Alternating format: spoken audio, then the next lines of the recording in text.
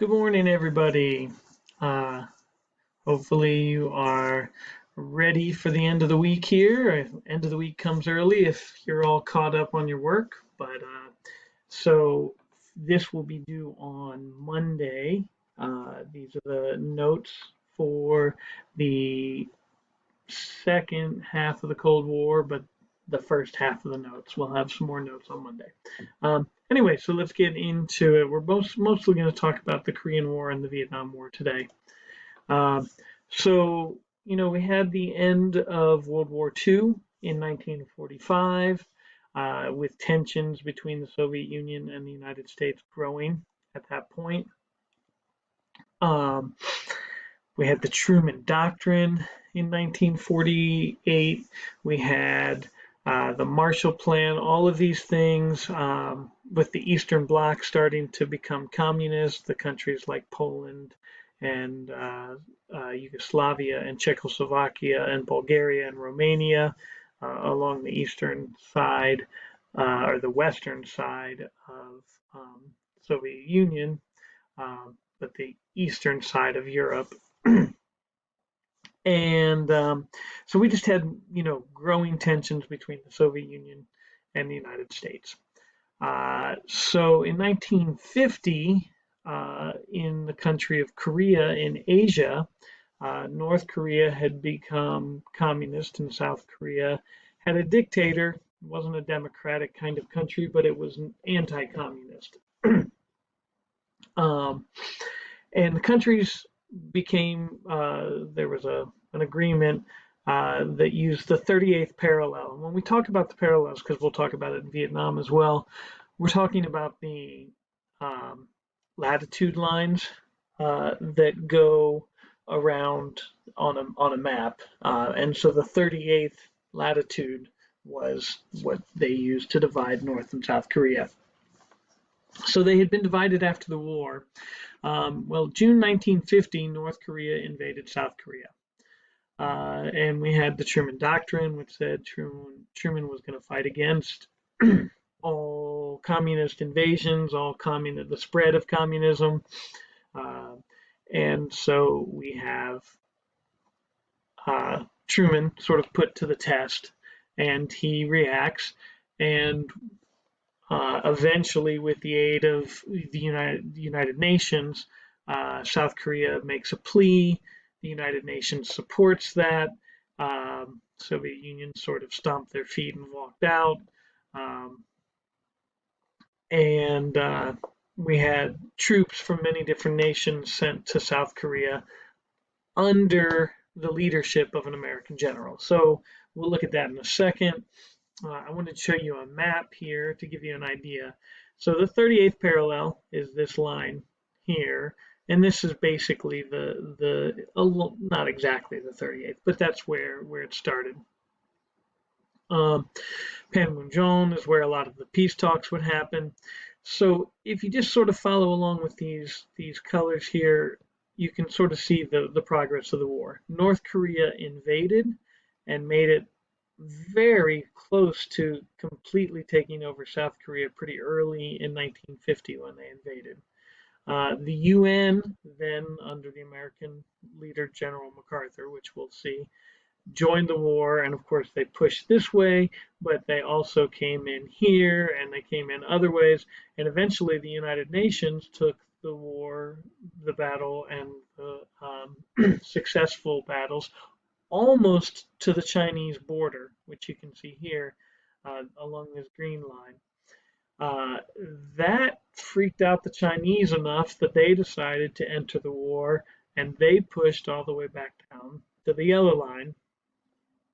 Eventually, more forces on the UN pushed the line pretty much back towards the 38th parallel, and in 1953, when they did end the war, they ended up putting the armistice line pretty much right back exactly where it had been at the beginning of the war. So after 3 years of war, there were almost no changes. So we'll look at that a little bit on the next page. So anyway, the United Nations did support South Korea.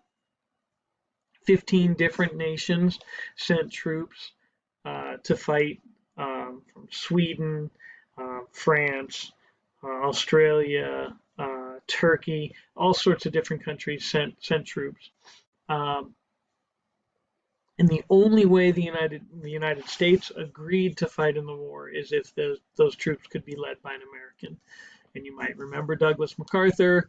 He's the one who accepted the Japanese surrender. He's the one who led the American ground troops in the Pacific War, the Army, and so he was once again in charge in an Asian war.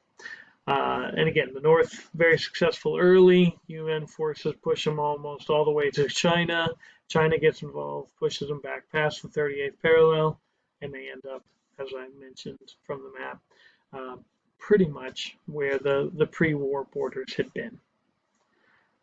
So that was sort of the first hotspot war between the Communist forces and the United States forces after this containment idea that Truman set into place.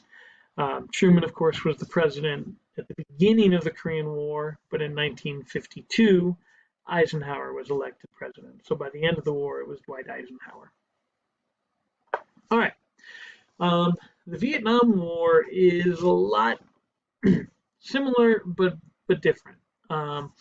So one of the interesting things, or one of the important things to know, is this sort of the background of Vietnam's sort of captivity, colonization, and that's a huge part of where both sides came at the war. So before World War II, Vietnam had been conquered and was a French colony.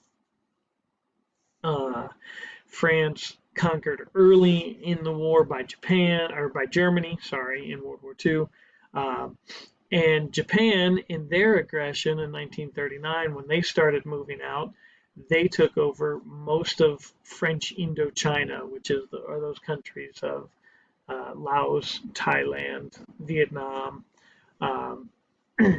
and Cambodia. And so it became a Japanese colony. Well, now the war's over, and the Vietnamese expected to be independent. The French, being on the victorious side, felt they should have their colony back. And there were obviously tensions there. There had been a communist force, a group of fighters who were fighting before the war was over, or before the World War II had even started, and they were led by Ho Chi Minh. He was this longtime leader, and he had fought, again, for independence against France. Japanese come along, take them over, and the communists are sort of in hiding for a while. The war ends, and Ho Chi Minh once again exerts some of his power and influence, and he wants Vietnam to be a free nation, not a colony. After a French defeat, there was some battling and some issues. In 1954, they set a line at the 17th parallel, dividing North and South. Once again, North Vietnam being the communist force, and South Vietnam being the anti-communist force.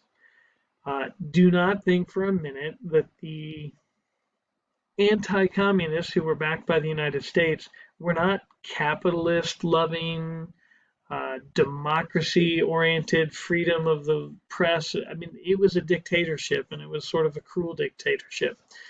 So in the North, you had Ho Chi Minh, the communist dictator, and in the South, you had a somewhat unpopular dictator put into place by the French and the United States, named Ngo Dinh Diem. So Dictator Diem and Dictator Minh in the North. So Eisenhower is now president throughout the 50s, from 52, well, he takes over in 53 to 1960.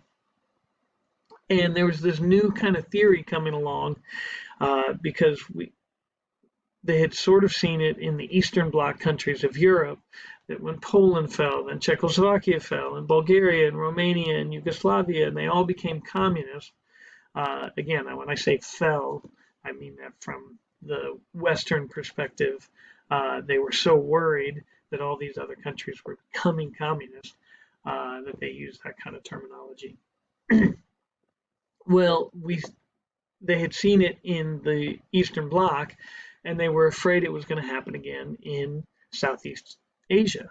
So if Vietnam fell, well, what's going to happen to Cambodia and Laos? And what's going to happen to Thailand and then India? And is this domino theory going to happen? So a lot of people believed in this idea that there was a domino theory, that once one country fell, the next ones would fall too. And so they were a little freaked out by that. So the Vietnam War started slowly for the Americans. At the beginning, it was about sending advisors, military advisors, and money.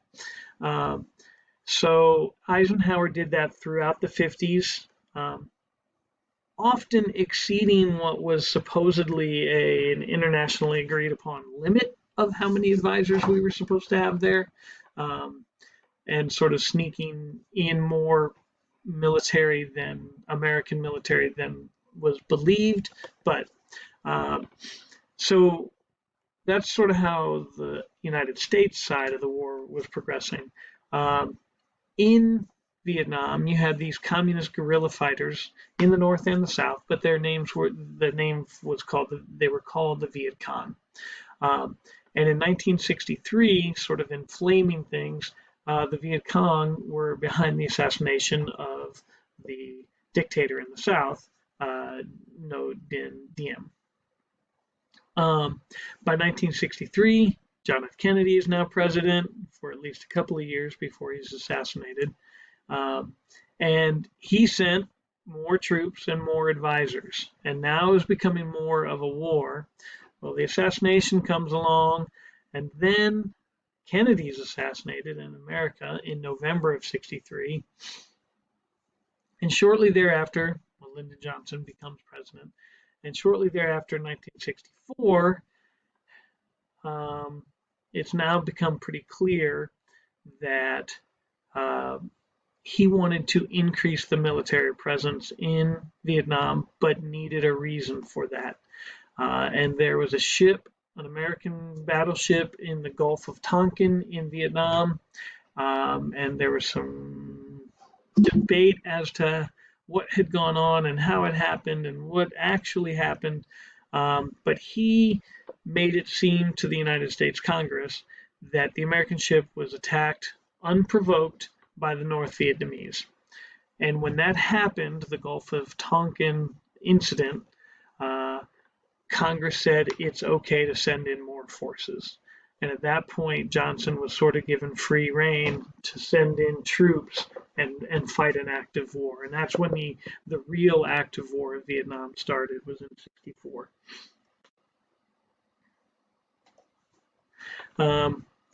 And so here's Vietnam. We had Korea up here to the north, just off the map over there. At the 17th parallel, that's the line of demarcation in 1954.